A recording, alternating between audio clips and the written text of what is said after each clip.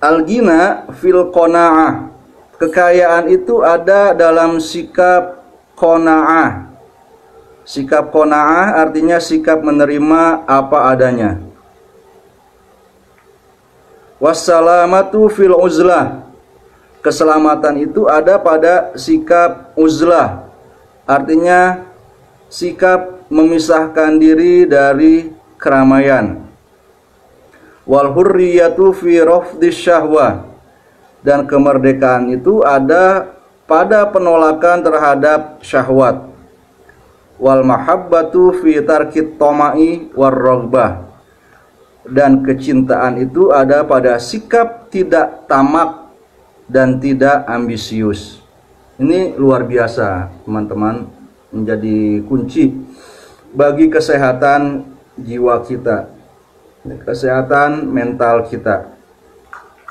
Al-ghina, kekayaan fil qanaah. Kekayaan yang sejati ada di dalam sikap menerima sesuatu apa adanya. Kita mau menerima diri kita. Kita mau menerima keberadaan orang-orang terdekat di sekitar kita. Keluarga yang pertama, kemudian yang kedua teman-teman, kemudian juga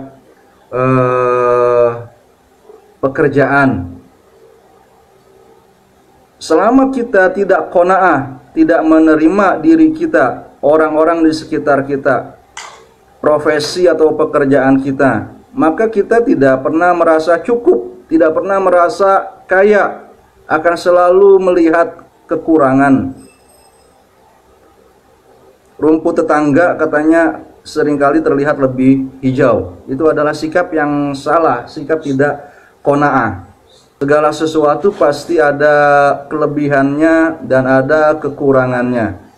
Kalau kita terus mencari yang hanya punya kelebihan saja, maka kita tidak akan mendapatkan teman. Kalau kamu mencari pasangan hidup yang sempurna, maka tidak akan engkau dapati.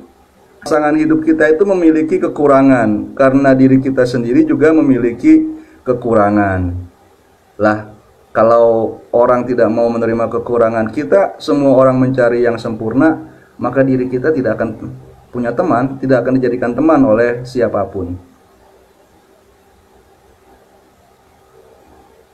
Wassalamatu fil uzlah. Keselamatan itu ada di dalam sikap uzlah. Kalau kita ingin selamat, maka kita harus memisahkan diri dari keramaian.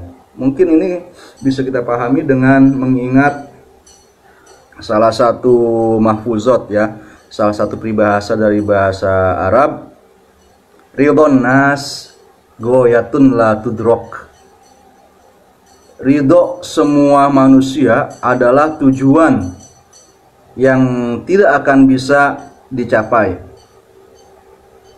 Jika kita ingin menyenangkan semua orang, itu ya sama dengan gila. Sama dengan menginginkan sesuatu yang mustahil. Maka kita harus hanya menyeleksi, ya, akan tetapi memilih mana yang menjadi prioritas kita. Atau mungkin di sini maknanya berkaitan dengan satu peribahasa juga, bahwa apa sebenarnya yang menjadi urusanmu, gitu kan. Nah, uruslah urusanmu. Dengan mengurus urusanmu, maka insya Allah engkau akan selamat.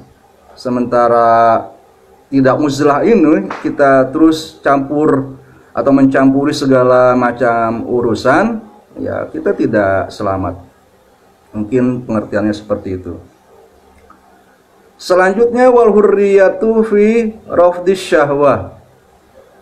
Kebebasan itu ada pada sikap menolak syahwat. Ini luar biasa. Seringkali orang melakukan yang sebaliknya. Dia merasa dirinya bebas atau berusaha eksis, berusaha menampilkan keberadaan dirinya dengan justru bukannya raf di syahwat, bukan dengan menolak syahwat, tapi dengan menuruti syahwatnya,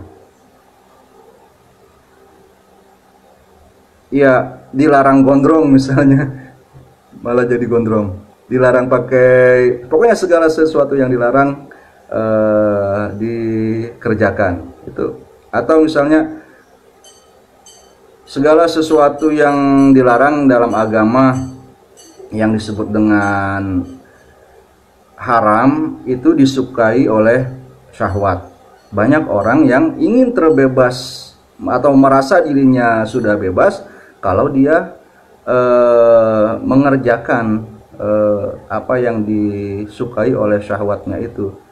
Akan tetapi di sini Hosheng, seorang raja dari Persia yang hidup jauh sebelum masa, ya misalnya pedoman kita yang utama adalah Quran dan hadis, itu juga menyatakan hal yang senada, hal yang serupa, yaitu bahwa kebebasan yang sejati adanya di dalam menolak godaan, rayuan dari syahwat tersebut. Bahkan yang halal pun itu pada kondisi tertentu harus kita puasai, kita harus berpantang, seperti kita lakukan pada insya Allah bulan Ramadan yang akan segera tiba. Allahumma barikana fi Rajab wa Sya'ban wa balighna Ramadan. Bulan Ramadan sebentar lagi akan tiba, dan pada bulan Ramadan ini kita berpuasa, kita menolak syahwat kita terhadap sesuatu yang halal, bukan yang haram yang kita tinggalkan di sini. Sufi itu cenderung untuk melebih-lebihkan yang menurut orang lain boleh, bagi dirinya itu makruh. Menurut orang lain makruh, bagi dirinya haram. Atau ke arah yang sebaliknya, buat orang lain mubah, bagi dirinya sunnah. Bagi orang lain sunnah, bagi dirinya wajib. Ya. Di sini tidak hanya pada ritual zikir, puasa, atau sholat, tapi juga pada hal-hal yang berkaitan dengan adab, yang berkaitan dengan etika. Gitu. Etika yang sunnah bagi kebanyakan manusia, bagi para sufi ini, itu wajib dikerjakan. Adab, seperti misalnya adab cuci tangan itu yang diajarkan oleh hadis. Ini sudah lama sebelum ada corona ya, bahwa kita harus mencuci tangan. Dalam sebuah buku hadis saya baca bahwa cuci tangan sebelum makan itu harus dilakukan. Walaupun kita tahu bahwa kita makan nanti akan menggunakan alat seperti sendok dan garpu. Berarti nggak tersentuh makanannya oleh tangan kita, tapi tetap kita harus cuci tangan juga. Dan walaupun kita akan makan dengan satu tangan saja, itu dianjurkan, ya ini adab, untuk mencuci kedua tangan kita. Dan usai makan kita tetap harus cuci tangan lagi, walaupun tadi makannya nggak langsung dengan tangan kita, tapi menggunakan alat. Dan walaupun kita makannya dengan satu tangan, yang dicuci setelah makan itu tetap kedua tangan kita. Ini ajaran Islam, ajaran sunnah, ada di dalam buku hadis seperti itu. Para sufi tadi adalah orang-orang yang berusaha melawan syahwatnya lebih daripada kebanyakan orang lain. Mengapa? Karena mereka punya gambaran bahwa kebahagiaan yang sejati itu tidak hanya dengan mengetahui keberadaan sesuatu, tapi ada pada kondisi kita bersatu dengan sesuatu tersebut. Misalnya tujuan filsafat itu ya adalah mengetahui al-haq, mengetahui kebenaran. Tapi tasawuf mengatakan tidak. Tujuan pengetahuan adalah kita bersatu dengan kebenaran tersebut. Lantas kalau kita sudah bersatu, maka diri kita menjadi hilang, dan yang ada tinggal objek pengetahuan kita tersebut. Seperti matahari, kita mengetahui ada matahari. Nah, para sufi ingin berjalan menuju matahari itu dan bersatu dengannya. Dan pada saat kita sudah sampai ke matahari, bersatu dengan matahari, kita terbakar habis, maka yang ada tinggal matahari, kitanya menjadi hilang. Selanjutnya, wal mahabbatu fi tarkit toma'i war rogbah.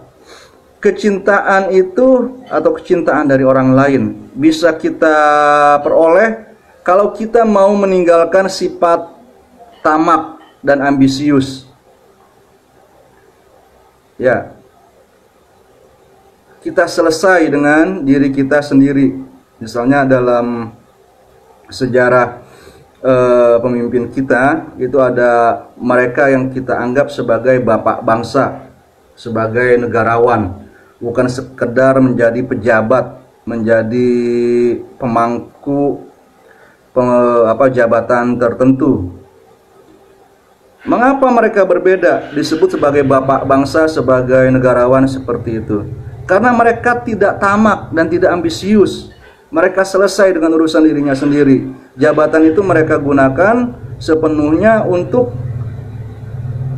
menyejahterakan bangsa Indonesia, menjadikan dirinya benar-benar menjadi sesuatu yang bermanfaat bagi bangsa Indonesia ini, bukan mengambil manfaat dari bangsa Indonesia lewat jabatan yang dia miliki.